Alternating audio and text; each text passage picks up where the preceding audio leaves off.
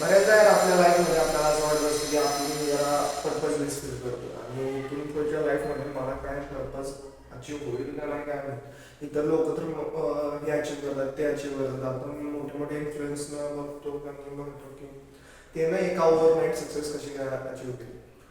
यार आजच्या व्हिडिओचा मुद्दा एकच आहे की तुम्ही जर तुमच्या लाईफमध्ये पर्पजलेस फील करत असाल तर या पर्पजलेसनेसला कसं अवॉइड करायचं या व्हिडिओचा टॉपिक असणार. सो या व्हिडिओचा प्रत्येक सेकंड इतका महत्त्वाचा आहे की तुम्हाला तुमच्या लाईफमध्ये की इथून पुढच्या लाईफमध्ये की तुम्ही कसं एक मोठ्या मोठ्या पर्पजला असोसिएट करून तुम्ही त्याच्यामागे तुमची पूर्ण लाईफ डिवोट करू शकता.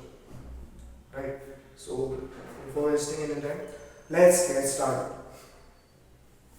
सो स्टेप नंबर 1, या तुमच्या लाईफमध्ये पर्पज नाही किंवा पर्पज आहे याचा काही फरक नाही पडत की यार तुम्ही जर का तुमच्या एका डिसिप्लिनने जर काय काम करत असाल तर तुम्ही स्वतः एक तुमचं गोल तयार करता, तुमचं स्वतःचं एक पर्पज तयार करता. सो आपल्या लाईफमध्ये पर्पज आलं तरी डिसिप्लिनने त्याच्यावर काम करणं खूप गरजेचं आहे. सो ती हॅबिट तुम्हाला डेव्हलप करायची आहे.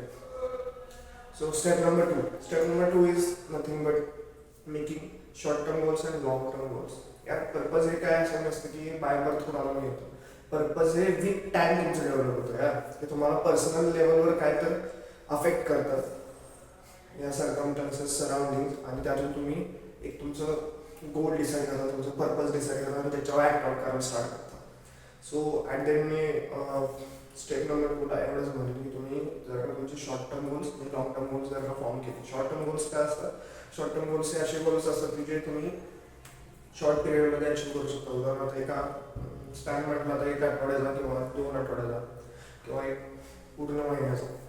सो ते तुम्ही गोल तुमचा राईट डाऊन करू शकता. त्यातून तुम्हाला एक आयडिया येईल आणि या शॉर्ट टर्म गोल्सची फ्रिक्वेन्सी कमी असल्यामुळे तुम्हाला क्विक रिझल्ट दिसतात की तुम्हाला एक सेन्स ऑफ अचिव्हमेंट आपल्याला कळतं की बाबा मी एवढ्या शॉर्ट पिरियडमध्ये एवढं शॉर्ट का असं आपण एक काय तर गोष्ट अचीव केली.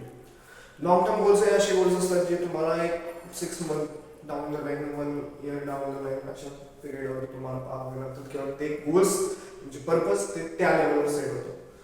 And then step number 3 is nothing but the imagination. जर कसं असतं, लॉ ऑफ अट्रॅक्शन पण 3 गोष्टींवर काम करतो: आस्क, बिलीव्ह अँड रिसीव्ह. या सगळ्या गोष्टी तुम्ही एक सांगायचं तुम्हाला की या 3 स्टेप्स आहेत. बट आणखी तुम्ही इमॅजिनच करू शकत नाही की तुम्ही तुमचं पर्पज अचीव केला, तुम्ही तुमचं गोल अचीव केला. डेफिनेटली या तुम्हाला त्याचा फायदा होणार नाही आणि तुम्ही त्या लेवलची इमॅजिनेशन जोपर्यंत तुम्ही फॉर्म करत नाही तोपर्यंत तुम्हाला ॲट देन तुम्ही ते पर्पज जी अचीव करायची फ्रिक्वेन्सी आहे ती मॅच करू शकतो. Right. Step number 4 is nothing but you have to take aggressive actions. Step number 4 is you have to take aggressive actions, right? Because until unless the action is not taken, how you can say that I'm getting all the results, right? जोपर्यंत तुम्ही actions घेत नाही तुम्हाला तुमचे results कसे दिसतील. So aggressive action म्हणजे आज ही मिस्टेक केली, यातनं मी हे शिकलो, उद्या ती मिस्टेक करणार, उद्या त्यातनं मी शिकलो आणि सेम मिस्टेक कधीच आपल्याला रिपीट करायची नाही. राईट. होते काय यार, इतर लोक काय करतात, मी ॲक्शन्सच केलं का तर मी फेल होईल. राईट. हे जर का तुमचं असेल यार की तुम्ही फेल होताय, तुम्हाला ॲक्शन्सच घ्यायचे नाही, तुम्हाला नाही, तुम्ही ती गेम खेळू शकणार. यार तुम्ही आता उदाहरणार्थ एखादी गेम असते त्यामध्ये शूटिंगची गेम खेळत असते, बऱ्याचदा आपल्याला पण गोळी लागते. राईट. बट एक थोडे पिरियड असे येतात की ज्या आपण अपोनंटला किल करतो. याचा अर्थ असा नाही की यार मी 24 तास मी गेम खेळलो आणि मी विन करेन. राईट. तुम्हाला त्या अपोनंटला मारायची कुठली ट्रिक आहे ही कधी करणार जेव्हा तो अपोनंट तुम्हाला किल करेल ना, की तो कुठल्या पद्धतीने वार करतो, आता मी त्याला काउंटर करतो. हा वार त्याचा काउंटर करण्यासाठी तुम्हाला तो वार बघण्यासाठी तुम्हाला गोळी खावी लागते ना. सो तुम्ही फेल होता की त्यानं मारलेली गोळी असणार आहे आणि त्याला तुम्ही कसं काउंटर करणार ही तुमची गोळी असणार जे तुम्ही त्याच्यावर थ्रो करणार, फायर करणार. राईट. सो पर्पज जर का तुम्हाला मिळालेला आहे, तुम्ही इमॅजिन चांगल्या लेवलवर करता, ॲग्रेसिव्ह ॲक्शन्स घ्यायचे पासून. Right. And step number 5 that is last step, you have to have a great gratitude. या जे काय आज तुमच्याकडे आहे ते खूप आहे. स्टार्ट करण्यासाठी जर ती मोर दॅन इनफ आहे.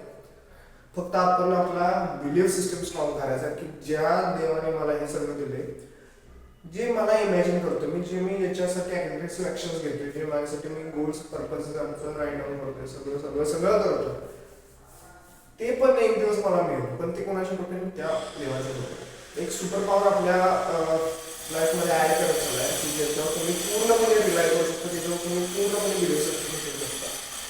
होतंय काय की आपल्या लाईफमध्ये आपण म्हणतो हे सगळं गेम माझा आहे, मी करतो सगळं, पण थोड्या आजपर्यंत आपण स्वतः करत असतो. But you have to believe in positive energy आणि negative energy. Because article base तुम्हाला तुमच्या लाईफमध्ये मिळाला की काही ना काय तर तुम्हाला एक असा सोर्स सुपर पॉवर फाईंड करायचं ज्याच्यावर तुम्ही जर का बिलीव्ह सिस्टम ठेवला की तुम्हाला आतून ऊर्जा मिळते.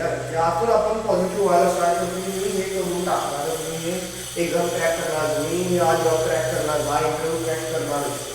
या आतलं तुमचं जेव्हा गट फिलिंग येते ना यार की बाबा म्हणून हे करू शकतो, बास तो पर्पज जे काय असेल ते तुम्ही दोन मिनिटात तुम्हाला त्याची इमॅजिनेशन होऊ शकते आणि त्यातून तुम्ही अग्रेसिव्ह ॲक्शन्स घेऊन तुम्ही तुझा ग्रॅटिट्यूड नेक्स्ट लेवलवर घेऊन जाऊ, तुझा सेल्फ कॉन्फिडन्स नेक्स्ट लेवलवर घेऊन जाऊ. आणि होते काय तुम्ही जेव्हा तुमच्या लाईफमध्ये इतक्या वेगवेगळ्या ट्राय करताना गोष्टी, तुम्हाला कसं असतं की लाईफमध्ये किती असं म्हणतो ना आपण की एखाद्या लाईफमध्ये किती आपण इन्सिडेंट बघितलं तसं की मोठी एक्सपिरियन्स म्हणू शकतो. बट तुम्ही एका एक्सपिरियन्समध्ये किती मोठी लाईफ जगू शकता ही खरी लाईफ असते. आणि आपण जर का पर्पज करत सगळ्यांच्या मागं फिरत बसलो तर तुम्ही जे आज जगायचं होतं, जे आज ॲक्शन घ्यायचं होतं ते तुम्ही घेतलं नाही. ही जी पर्टिक्युलर सेकंड येऊन गेली त्यामध्ये सगळं होतं. आणि त्यामध्ये तुम्ही जर का विचार करत बसले की माझं पर्पज कसं फुलफिल होऊ शकत नाही, राईट. मला आज ॲक्शन घ्यायचं, भले एक सक्सेसफुल असो किंवा अनसक्सेसफुल व्यक्ती असो, दोघांच्या मनामध्ये पर्पज असतं. बट सक्सेसफुल व्यक्तीची प्रायोरिटी काय असते की बाबा त्या प्रोसेसमध्ये मला मजा येते. आणि अनसक्सेसफुल व्यक्ती काय असतो, ही प्रोसेस घालाय मी काम सोडून देतो चला, असं नसतं. तुम्हाला जर का सक्सेसफुल व्हायचं असेल तुम्हाला प्रोसेसला प्रेम करणं गरजेचं, प्रोसेसमध्ये हॅपीनेस होणं गरजेचं. सो ॲट द एंड एवढंच म्हणेन, purpose is right front of you. You have to just take aggressive action. You have to believe in God. You have to take learnings from out of your mistakes, and you have to go ahead without any fear. So, and then take care. Bye.